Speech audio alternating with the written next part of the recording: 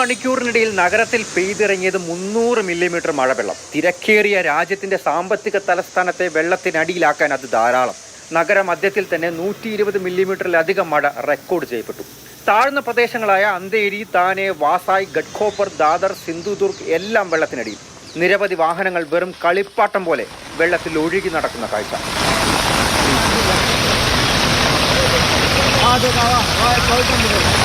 നഗരത്തിന്റെ ജീവനാഡിയാണ് സബർബൻ എന്ന local train service. ആകെ 6 ലൈനുകൾ.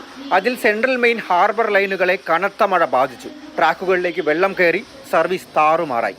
ഛത്രപതി ശിവാജി മഹാരാജ് ടെർമിനസിൽ വെള്ളക്കെട്ട് രൂപപ്പെട്ടതോടെ പൂനെ, താനെ ഉൾപ്പെടെയുള്ള പ്രധാന ഭാഗങ്ങളിലേക്കുള്ള സർവീസ് അവതാളത്തിലായി.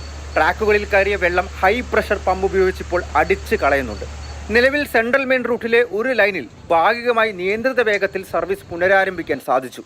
നഗരത്തിലെ കിങ്സ് സർക്കിളും വെള്ളത്തിനടിയിലായതോടെ അന്തർ സംസ്ഥാന ബസ് സർവീസുകൾ അടക്കം വഴിതിരിച്ചുവിട്ടു. നിലവിൽ നഗരത്തിലെ സർക്കാർ സ്വകാര്യ സ്കൂളുകൾക്ക് അവധി പ്രഖ്യാപിച്ചിരിക്കുകയാണ്. സെൻട്രൽ ഡിസ്റ്റൻസ് എഡ്യൂക്കേഷൻ പ്രവേശന പരീക്ഷയും മാറ്റിവെച്ചു. മുംബൈക്ക് വരും മണിക്കൂറുകൾ നിർണായകമാണ്. കനത്ത മഴ പെയ്യാനേ പാടില്ല. രക്ഷാപ്രവർത്തനത്തിന് SDRFും NDRFും രംഗത്തുണ്ട്. അടുത്ത 3 ദിവസം കൂടി 9 ജില്ലകൾക്ക് യെല്ലോ അലേർട്ടാണ് ദേശീയ കാലാവസ്ഥാ നിരീക്ഷണ കേന്ദ്രം നൽകിയിരിക്കുന്നത്. അസമിൽ കഴിഞ്ഞ ദിവസങ്ങളിലായി തുടർന്ന് വരുന്ന കനത്ത മഴയിൽ 29 ജില്ലകളിലായി 24 ലക്ഷത്തിലധികം ആളുകളെ പ്രളയം ബാധിച്ചിട്ടുണ്ട്.